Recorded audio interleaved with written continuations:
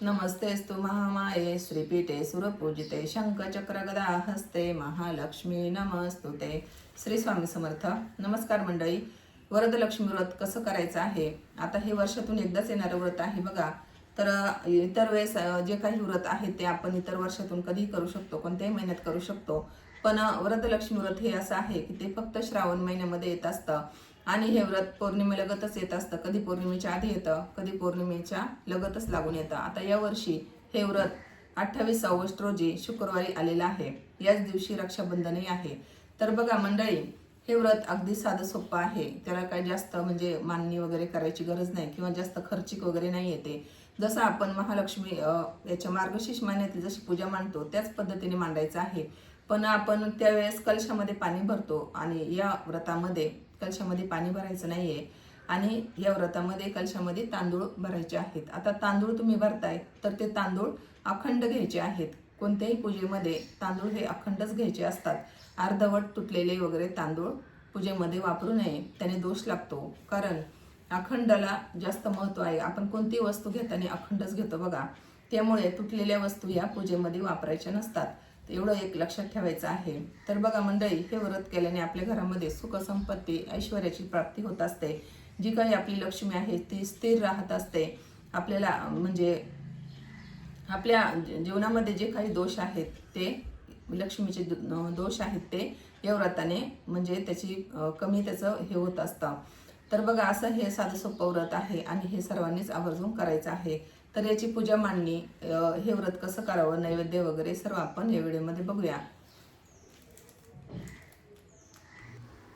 आता बघा मंडळी, ज्या जागेवर आपण पूजा करणार आहे ती जागा स्वच्छ करून घ्यायची. त्याच्यावर एक पाट मांडायचं आहे आणि त्यावर एक वस्त्र अंथरायचं आहे. जे तुमच्याकडे असेल ते लाल, पिवळं, जे तुमच्याकडे कलर असेल ते, फक्त काळा कलर सोडून बाकीचं तुम्ही कोणताही कपडा त्यावर टाकू शकता. आता त्यावर मी छान फुलं पसरवलेली आहेत आणि कलश ठेवलेला आहे बघा. कलश ठेवताना त्याच्या खाली थोडेसे तांदूळ ठेवा. आता मी अगोदर कलशाला स्वस्तिक काढून घेतलं आहे आणि नंतर त्याच्या खाली तांदूळ ठेवलेले आहेत. तर बघा, आता साईडनी आपण हळद आणि कुंकवाचे खालून वर अशी रेषा मारायची आहेत. 5 दिशांना किंवा 8 दिशांना अशा रेषा मारून घ्यायच्या आहेत. कोणतीही पूजेचं सुरुवात करताना आपण नेहमी स्वस्तिक काढत असतो, त्यामुळे छान असं तांब्यावर तुम्ही स्वस्तिक काढून घ्यायचं आहे. त्यानंतर साईडनी अशा लाईनी मारायच्या आहेत आणि कोणतीही पूजा करताना आपण प्रथम दीप प्रज्वलन करत असतो, त्याच्यामुळे साईडला दीप ठेवायचा आहे. तिथे मी गणपती बाप्पांचं आसनही ठेवलेलं आहे बघा. एक छोटा चौरंग ठेवलेला आहे, त्यावर छोटंसं आसन ठेवलेलं आहे आणि आता कलशामध्ये तांदूळ टाकायचे आहेत. मी मगाशीच सांगितल्याप्रमाणे कलशामध्ये तांदूळ टाकताना अखंड तांदूळ टाकायचे आहेत. आपण पूजेमध्ये कधीही अर्धवट तुटलेले तांदूळ वापरत नाही, त्यामुळे अखंड तांदूळ टाकायचे आहेत. आता इतर आपण पूजांमध्ये नेहमी कलश भरताना आपण त्याच्यामध्ये पाणी टाकत असतो बघा. आणि हे वरदलक्ष्मी व्रत असं आहे की त्याच्यामध्ये तांदूळ टाकायचे असतात. आता तुमच्याकडे जर लक्ष्मीनारायणांचा फोटो असेल तोही मागे ठेवायचा आहे किंवा मग नुसती लक्ष्मीचा फोटो असेल तोही ठेवला तरी चालतो. पण असं म्हणतात की जिथे नारायण आहे तिथे लक्ष्मीला यावंच लागतं, त्यामुळे लक्ष्मीनारायणाचा फोटो ठेवलेला कधीही चांगलं. आता जो काही आपण कलश ठेवलेला आहे त्याच्यामध्ये तो तांदळाने पूर्ण भरून घ्यायचा आहे. गळ्यापर्यंत म्हणजे कंठापर्यंत ते तांदळाने पूर्ण भरून घ्यायचं आहे. आणि तुमच्याकडे त्याच्यामध्ये टाकायला जर सुपारी असेल तर सुपारी टाका किंवा एक नाणं टाका. त्यावर हळदी, कुंकू, अक्षता टाका, एक फूल ठेवा आणि छान असा कलश भरून घ्यायचा आहे.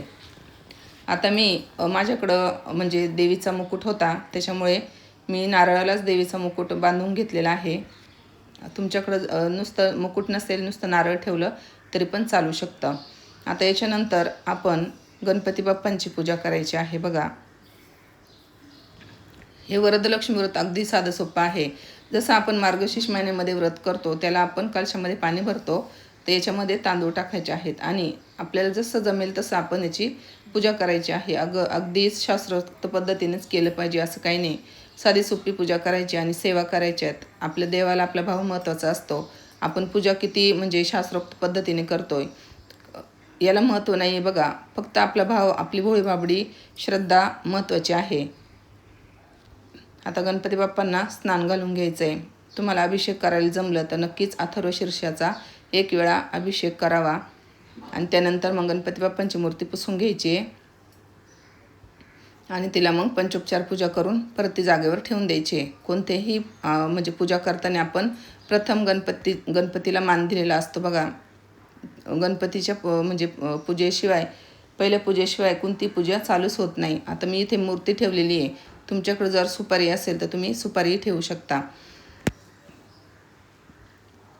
आता याच्यानंतर आपण गणपती बाप्पांची पंचोपचार पूजा करायची आहे. पंचोपचार पूजा करताना प्रथम गंध लावायचा आहे. ओम गणपते नमः. विलेपनार्थे चंदनम समर्पयामी. अलंकारार्थे अक्षदाम समर्पयामी. ओम गणपते नमः. हरिद्राम कुमकुमचम सकल सौभाग्यद्रव्यानी समर्पयामी. ऋतुकालद्व पुष्पानी समर्पयामी.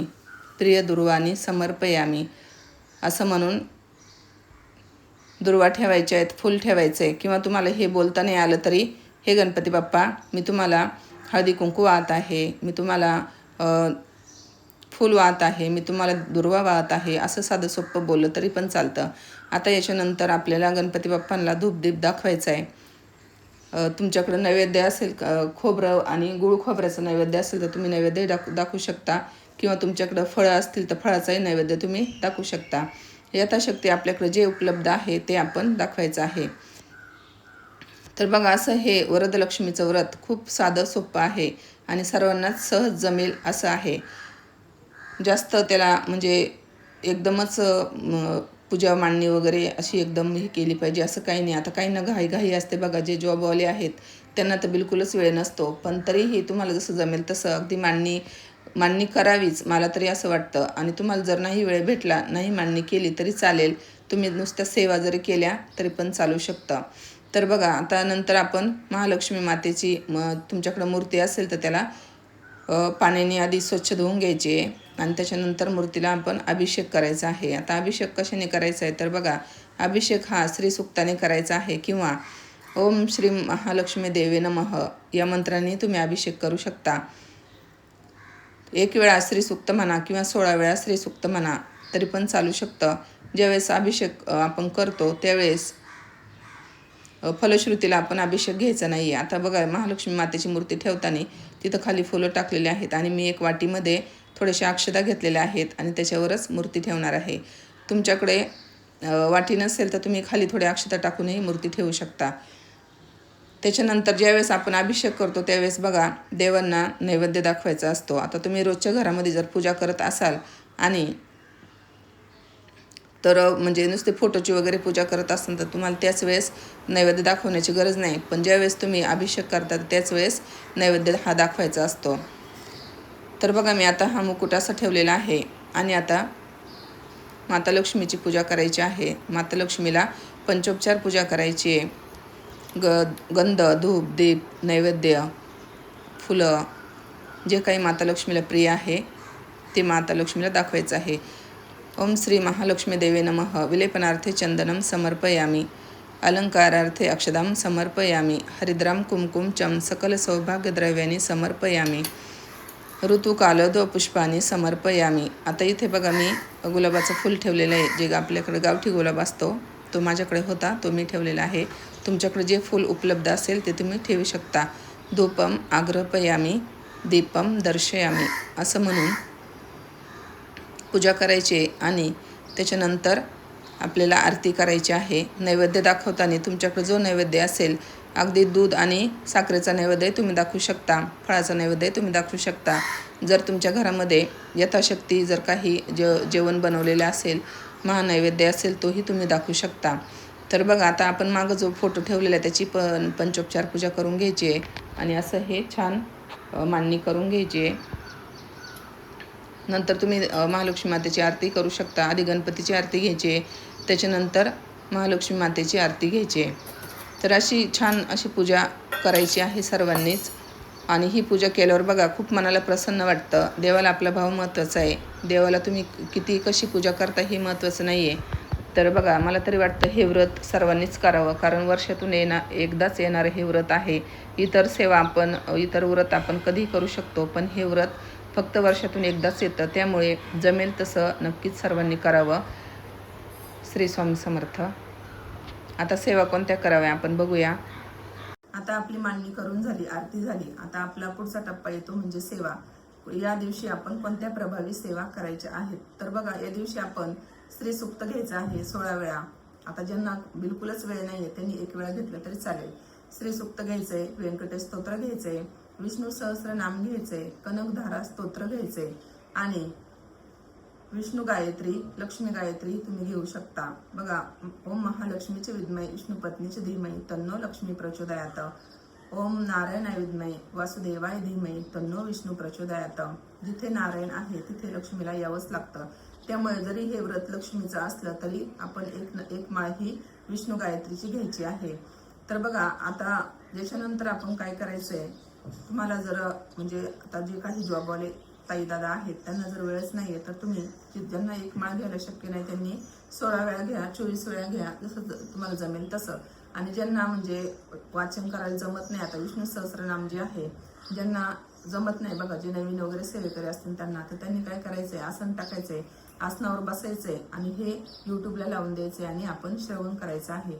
तुम्ही सेवा कोणत्याही प्रकारे केली तर ते श्रवणही केलं तरी सेवेचं पुण्य तेवढंच आहे आणि तुम्ही वाचलं तरी त्याचं पुण्य तेवढंच आहे. फक्त सेवा करण्याला प्राधान्य द्या. सेवा केली तरच त्याचा मेवा भेटणार आहे बघा. आणि ज्यांची इच्छा आहे त्यांच्याकडून महाराज खरंच सेवा करून घेतात. आणि ज्यांना वेळ आहे पण त्यांना सेवा करण्याची इच्छा होत नाही तर त्यांचं म्हणजे त्यांच्याकडून सेवा होतच नाही बघा. इच्छा तिथे मार्ग नक्कीच निघतो. तर अशा छान सेवा करायच्या आहेत. तर आता यानंतर तुमच्याकडे श्रीयंत्र असेल तर तुम्ही श्रीयंत्रावर तुम्ही कुंकुमार्चने या दिवशी करू शकता. श्री सुक्ताने करा किंवा मंत्रानेही तुम्ही जे काही आपल्या नित्यसेवेमध्ये मंत्र आहेत त्यांनी तुम्ही कुंकुमार्चन करू शकता.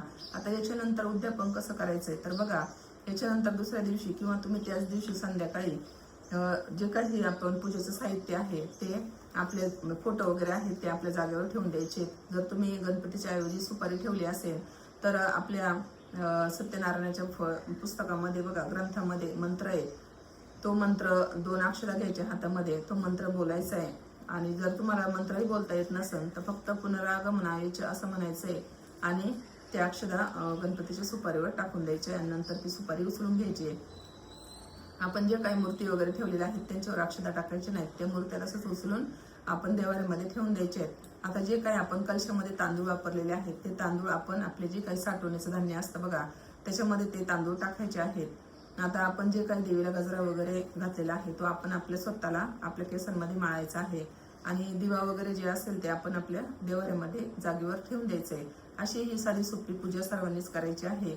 आणि हे व्रत वर्षातून एकदाच येत असतं, त्यामुळे ही पूजा सर्वांनी नक्की करा.